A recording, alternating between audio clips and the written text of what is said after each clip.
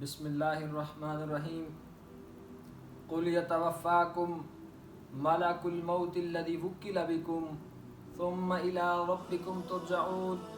اے میرے نبی، ان لوگوں کو یہ حکم سنا دیجئے، کہہ دو کہ جو موت کا فرشتہ تم پر مقرر ہے وہ موت کو تم پر لے آئے گا، پھر تم سب کے سب لوگ اپنے رب کی طرف پہنچ جاؤ گے، اور وہ پھر حساب کتاب کا دن ہوگا۔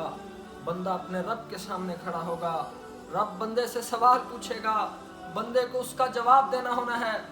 اللہ کی قسم، جس شخص کی زندگی میں یہ احساس ذمہ داری پیدا ہو گیا مجھے اپنے رب کے سامنے کھڑا ہونا ہے، میرا رب مجھ سے ہم کلام ہوگا، بندہ مومن، بندہ ناچیز، عبداللہ، اللہ کا بندہ، نبی کا غلام، رب کے ایک ایک سوال کا جواب دے گا، دل دہل جاتے ہیں، آنکھیں کانپ جاتی ہیں یہ سن کے۔ کیا کیفیت ہوگی، کیا حالت ہوگی۔ نبی صلی اللہ علیہ وآلہ وسلم نے فرمایا لیس بینہ و بینہ ترجمان۔ اللہ کے بندے، جب رب تجھ سے تیری زندگی کے بارے میں پوچھے گا، عن شبابہ عن عمرہ، زندگی کہاں گزاری، جوانی کدھر لگائی، تیرا رزق آیا کہاں سے، لگا کہاں سے، علم آیا کتنا، عمل کتنا کیا، ایک سوالوں کی مشقت اتنی ہے کہ کمر توڑ دینے والی۔ دوسرا کیفیت کچھ ایسی ہے کہ رب اور بندے کے درمیان کوئی ترجمان نہیں ہے۔ عزیز ساتھیوں، بھائیوں، مسلمان احباب، میں اس کیفیت کو اپنے دل پر تو لاؤں کہ مجھے اپنے رب کے سامنے کھڑا ہونا ہے۔ موت تو اٹل فیصلہ ہے۔ دنیا کے اندر موجود ایک واحد نظریہ، عقیدہ اور سوچ ہے جس کے اندر کوئی اختلاف نہیں۔ صابی یہودی ہنود سے لے کر مسلمان سے نیز ہر گروہ، ہر فرقے، ہر مسلک اور ہر تہذیب، تمدن اور ثقافت سے تعلق رکھنے والا شخص اس بات کا قائل ہے کہ موت اٹل حقیقت ہے۔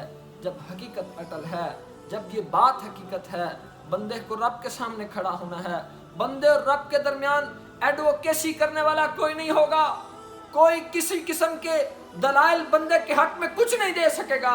اور پھر کیفیت یہ ہے کہ اپنے ہاتھ وفاداری نہیں کر رہے، اپنی زبان ساتھ نہیں دے رہی۔ زبان بھی آج وہ بول رہی ہے جو رب اس کو کہہ رہا ہے، ہاتھ بھی آج وہ بول رہے ہیں جو رب نے اس کو حکم دیا ہے۔ بندہ اپنی اس زبان سے، اپنے ہاتھ سے، جسم کے اعضاء سے کہے گا تم نے میرے خلاف گواہی کیوں دی؟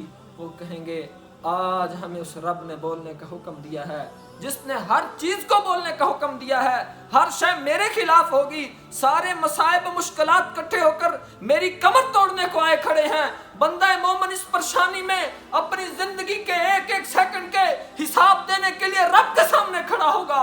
جس شخص نے اپنی زندگی میں اس کیفیت کو سمجھ لیا کہ میں ذمہ دار ہوں، مجھ پر ایک بوجھ ہے، وہ اللہ کی اطاعت کا بوجھ ہے، نبی کی فرما برداری کا سوال کیا جائے گا، پھر زندگی میں من مرضیاں نہیں ہوں گی، پھر عیاشیاں نہیں ہوں گی، پھر احتساب ہوگا، پھر سوچا جائے گا، پھر رویا جائے گا، پھر گڑ گڑایا جائے گا، پھر اسلاف کی وہ مثالیں ملیں گی کہ سجدے میں پڑھتے تھے تو سجدے مثالی تھے، روتے تھے تو داڑیاں بھیگ جاتی تھی۔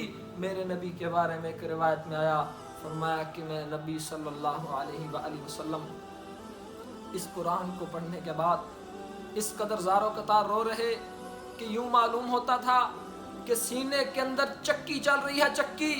جب رب کا خوف، اللہ کا تقوی، للہیت، آخرت کا ڈر، رب کے سامنے کھڑے ہونے کا احساس اس دل کے اندر پیدا ہوتا ہے، پھر چکی کی طرح رونا بھی آتا ہے، پھر آنکھیں بھی جھکتی ہیں، پھر عاجزی بھی آتی ہے۔ سب کے سب جتنے کے جتنے فسادات ہیں، جتنا کا جتنا تکبر ہے، وہ ختم و نیست و نابود ہو جاتا ہے۔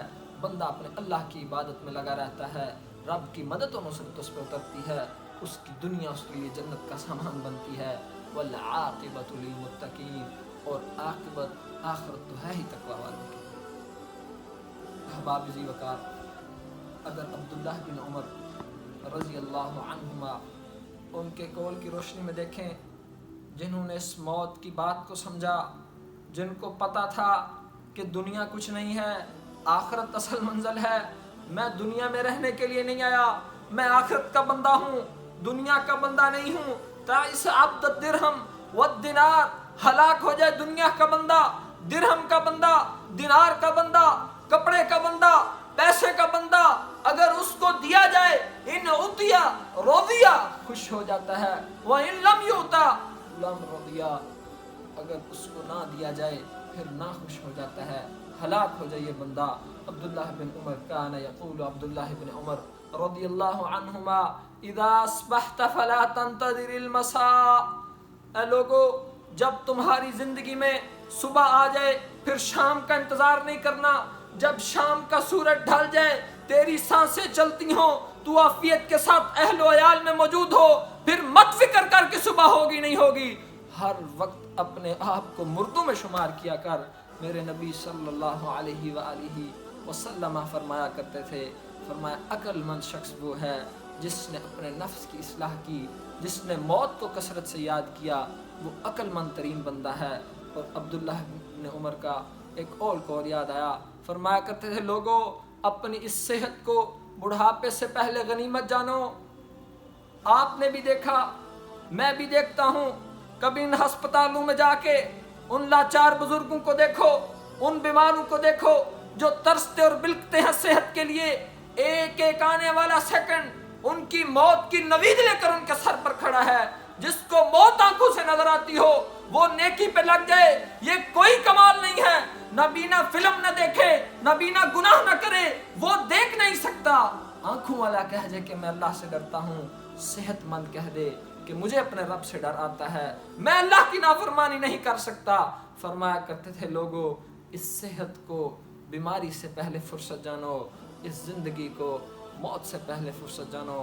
کتنے بڑے بڑے کڑیل، کتنے بڑے بڑے متکبر، انا ربکم الاعلی کہنے والے فرعون، حامان، قارون، اتنے بڑے بڑے اللہ کے باغی سرکش و نافرمان نست و نابود ہو گئے، قصے پرینا بن گئے، دنیا میں نام نہیں ہے، کوئی مثال باقی نہیں رہی، کوئی یاد کرنے والا باقی نہیں رہا۔ ہماری بھی کہانیاں اور داستانیں ختم ہو جائیں گی، اگر زندہ رہے گا تو نیک اور صالح عمل رہے گا۔